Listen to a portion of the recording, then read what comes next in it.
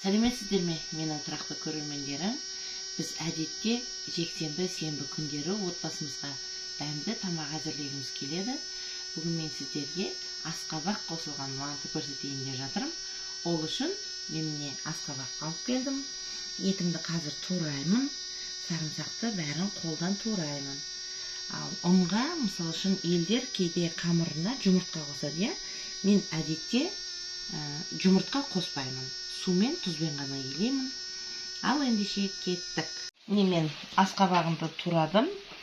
Сарымсағымды турап алдым. Тұз бұрышын қосып, укропын қостым. Енді тұзын қосайын. Енді мен бүгін сарымсақ пен асқабақ өзі де болар. Егер сәпсем қара кесек болып кетсе, ол кезде кішкене сұйық май араластырып жіберетін жерім бар. Бірақ бүгін араластырмаймын. Міне фаршымыз дайын болды әп-сәтте. Енді қамырымызды дайындаймыз. Тұзды қамырға салып аламыз. Бісміллә деп.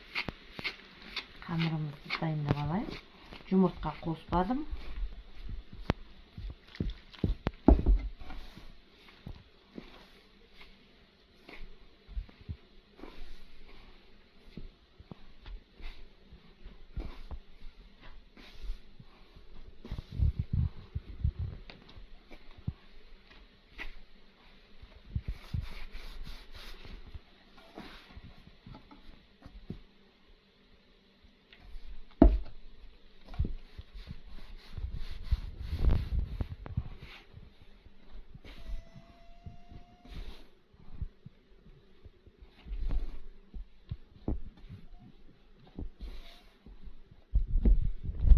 Dayındап алдым.